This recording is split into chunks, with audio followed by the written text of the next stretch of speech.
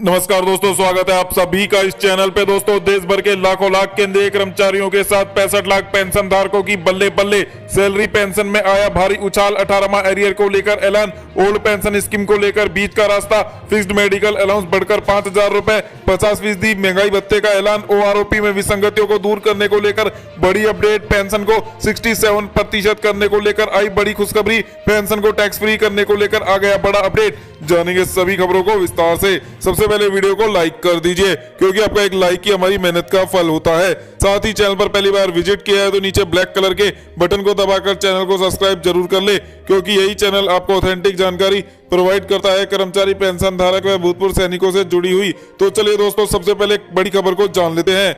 बड़ी खबर की बात करें तो केंद्र सरकार के कर्मचारी पेंशन धारकों का 50% बढ़े हुए महंगाई भत्ते, महंगाई राहत को लेकर ऐलान का इंतजार होने जा रहा है खत्म। केंद्र सरकार अगले महीने करने वाली है आपके लिए महंगाई भत्ते, महंगाई राहत 50% का ऐलान, जिसके चलते कर्मचारी पेंशन धारकों की सालाना सैलरी पेंशन में 22,000 रुपए से लेकर 26,000 रुपए का सालाना इजाफा दर्ज किया जाएगा।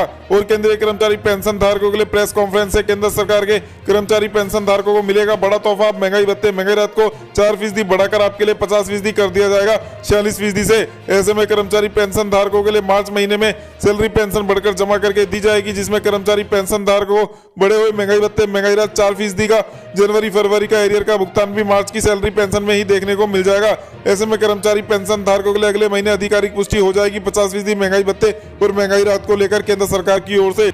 महंगाई भत्ता 50% ऐलान होने के बाद कर्मचारियों को और भी बड़े तोहफे देखने को मिलेंगे। कर्मचारियों का महंगाई भत्ता 50% हो जाएगा। ऐसे में केंद्र सरकार एचआरए को भी रिवाइज करेगी। जहां पर अभी एचआरए 27% का भुगतान किया जा रहा है, वहां पर उसकी जगह 30% का भुगतान किया जाएगा। और जहां पर एचआरए अभी 18% का भुगतान किया जा रहा है, उसे बढ़ाकर केंद्र सरकार 20% करेगी। साथ ही साथ जहां पर एचआरए का भुगतान 9% किया जा रहा है, उसे बढ़ाकर केंद्र की ओर से 10% कर दिया जाएगा। इसके साथ ही ट्रैवल अलाउंस भी बढ़ाया जाएगा केंद्रीय कर्मचारियों के लिए। साथ ही साथ चिल्ड्रन एजुकेशन अलाउंस भी बढ़ने वाला है महंगाई भत्ता 50% होने के चलते। साथ ही साथ ड्रेस अलाउंस भी बढ़ेगा आपका, और साथ ही साथ लगेज अलाउंस भी बढ़कर आपको दिया जाएगा। माइलेज अलाउंस भी बढ़ाकर मिलेगा आपको। टीडी पर जो जाते हैं उन्हें माइलेज अलाउंस प्रोवाइड किया जाता है ऐसे कर्मचारियों को। ऐसे कर्मचारियों के लिए माइलेज अलाउंस भी अब बढ़कर मिलेगा। चलिए दोस्तों, अगली बड़ी अपडेट की बात कर लेते हैं। इक्वल एमएसपी 15,500 को लेकर 5 मार्च को रिजल्ट आने वाला है। ऐसे में 15,500 इक्वल एमएसपी सभी कर्मचारी पेंशन धारकों के लिए समान रूप से लागू हो जाएगी। तो कर्मचारी पेंशन धारकों के लिए सैलरी पेंशन में भारी इजाफा देखने को मिलेगा। कर्मचारी पेंशन धारक इक्वल एमएसपी 15,500 का साल 2016 से इंतजार कर रहे हैं। दिल्ली हाई कोर्ट में इसका फैसला आने की उम्मीदें हैं कि 5 मार्च को दिल्ली हाई कोर्ट इसका फैसला सुना देगी, जिसके बाद कर्मचारी पेंशन धारकों की सैलरी पेंशन में बढ़ोतरी का रास्ता साफ हो जाएगा। चलिए दोस्तों, अगली बड़ी अपडेट की बात करें। अगले महीने में मार्च में केंद्र सरकार आपके लिए फिक्स्ड मेडिकल अलाउंस को बढ़ाकर 1,000 रुपए से 5,000 या फिर 3,000 रुपए करेगी। ऐसे में केंद्रीय पेंशन भोगी जो फिक्स्ड मेडिकल अलाउंस का फायदा लेते हैं, उन्हें काफी सहूलियत प्रदान देखने को मिलेगी। चलिए दोस्तों, अगली बड़ी खबर की बात कर लेते हैं। भारतीय पेंशन भोगी समाज ने केंद्र सरकार के सामने मांग पत्र लिखकर 2 मांगे की हैं। पहली मांग की गई है कि केंद्र सरकार अंतिम आहरित वेतन का जो 50% पेंशन के रूप में प्रोवाइड कर रही है ओल्ड पेंशन स्कीम के तहत, उसको बढ़ाकर 67% कर देना चाहिए। 17% की बढ़ोतरी कर देनी चाहिए, क्योंकि देखने में आता है कि पेंशन बहुत कम है। ऐसे में पेंशन भोगी अपना लाइफ स्टाइल मेंटेन नहीं कर पाता है और उसे काफी दिक्कतों का सामना करना होता है।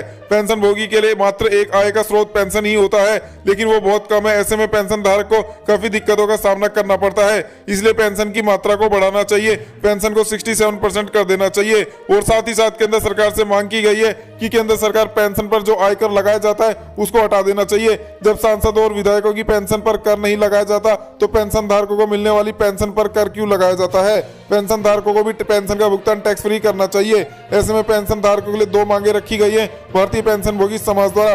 और साथ ही साथ मांग पत्र में कहा गया है कि केंद्र सरकार लोकसभा चुनाव से पहले इन दोनों ही मांगों को अमली जामा पहनाए, इन्हें लागू करने का काम करे। चलिए दोस्तों, अगली बड़ी खबर की बात कर लेते हैं। केंद्र सरकार के पेंशन भोगियों के लिए ओआरओपी विसंगतियों को लेकर बड़ी अपडेट निकलकर सामने आई है।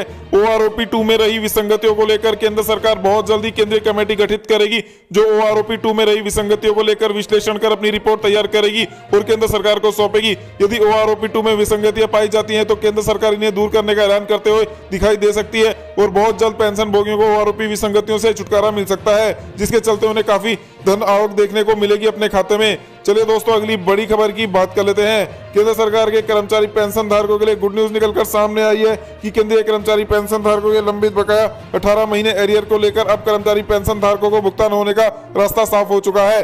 बताया जा रहा है कि केंद्र सरकार लोकसभा चुनाव से पहले जो घोषणा पत्र तैयार करेगी, चुनाव के मद्देनजर उसमें कर्मचारी पेंशन धारकों की 18 महीने एरियर मांग को शामिल किया जा सकता है। सरकारी सूत्र बताते हैं कि केंद्र सरकार 18वां एरियर को लेकर पूरी कार्रवाई कर रही है अंदर खाने, लेकिन इसको लेकर बड़ा तोहफा कर्मचारी पेंशन धारकों को लोकसभा चुनाव से पहले घोषणा पत्र के दौरान देखने को मिलेगा।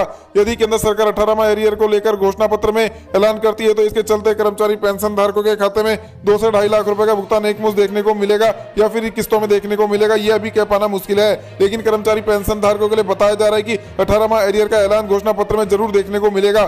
तो ऐसे में कर्मचारी पेंशन धारकों के चेहरे खिल सकते हैं, क्योंकि कर्मचारी पेंशन धारक 3 साल लंबे समय से इंतजार कर रहे हैं कि 18वां एरियर को केंद्र की ओर से कब बहाल किया जाएगा। एक बार केंद्र की ओर से 18 महीने एरियर को बहाल कर दिया गया तो उसके बाद राज्य सरकारें भी अपने कर्मचारी पेंशन धारकों के बकाया 18वां एरियर को बहाल करते हुए दिखाई देगी, जिसके बाद कर्मचारी पेंशन भोगी जो केंद्र के हैं उनके अलावा राज्य सरकार के कर्मचारी पेंशन धारकों को भी 18वां एरियर का भुगतान हो सकेगा।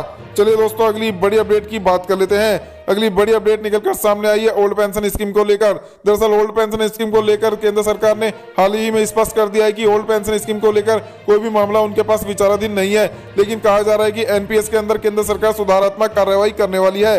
रिपोर्ट तैयार होने वाली है, कमेटी जो गठित की गई थी एनपीएस को लेकर उसकी, और बताया जा रहा है कि केंद्र सरकार अंतिम वेतन का 40 से 45% फिक्स करने जा रही है एनपीएस के अंदर, जिसके चलते एक निश्चित पेंशन आपको मिल सके। हालांकि एनपीएस के लिए कर्मचारी पेंशन भोगी संगठन तैयार नहीं है। उनका साफ तौर पर कहना है कि एनपीएस में हमें बदलाव मंजूर नहीं है, हमारे लिए तो हर हाल में ओल्ड पेंशन स्कीम को ही लागू किया जाना चाहिए। ऐसे में कर्मचारी संगठन, पेंशन भोगी संगठन और सरकार के बीच में लगातार खींचातानी का माहौल बना हुआ है ओल्ड पेंशन स्कीम की मांग को लेकर। चलिए दोस्तों अगली बड़ी खबर की बात कर लेते हैं। कर्नाटक हाईकोर्ट का बड़ा फैसला निकलकर सामने आया, जिसमें कर्नाटक हाईकोर्ट ने कहा है कि लाइफ सर्टिफिकेट नहीं बनने के चलते पेंशन को नहीं रोका जा सकता। यदि बैंकों द्वारा पेंशन को रोका जाता है तो बैंकों को 8% पेनल्टी के तौर पर ब्याज का भुगतान करना होगा।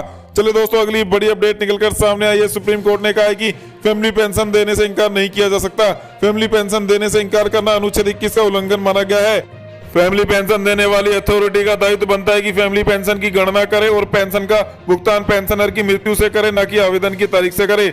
चलिए दोस्तों अगली बड़ी अपडेट की बात करें तो आरबीआई की ओर से नया सर्कुलर जारी कर बैंकों को निर्देशित किया गया है कि पेंशन का भुगतान समय से करे। देरी किए गए दिनों में आपको 8% पेनल्टी के तौर पर पेंशन धारक के खाते में ब्याज क्रेडिट करना होगा, इसीलिए पेंशन का भुगतान आगे से समय से करें। चलिए दोस्तों अगली बड़ी अपडेट की बात करें तो 30 जून को रिटायर्ड होने वाले पेंशन भोगियों को 1 जुलाई से लगने वाले इंक्रीमेंट के सभी फायदे दिए जाएंगे। केंद्र सरकार ने इसके रिगार्डिंग आदेश जारी कर सभी विभागों को निर्देश दिया है कि पेंशन भोगी जो 30 जून को रिटायर्ड होंगे उनको 1 जुलाई से लगने वाले इंक्रीमेंट उनके खाते में जोड़कर प्रोवाइड किए जाएं, ताकि ऐसे पेंशन धारकों को आर्थिक नुकसान न उठाना पड़े। मिलते हैं दोस्तों आगामी अपडेट के साथ नेक्स्ट वीडियो में। वीडियो को लाइक करें, चैनल को सब्सक्राइब करें। जय हिंद, जय भारत, वंदे मातरम।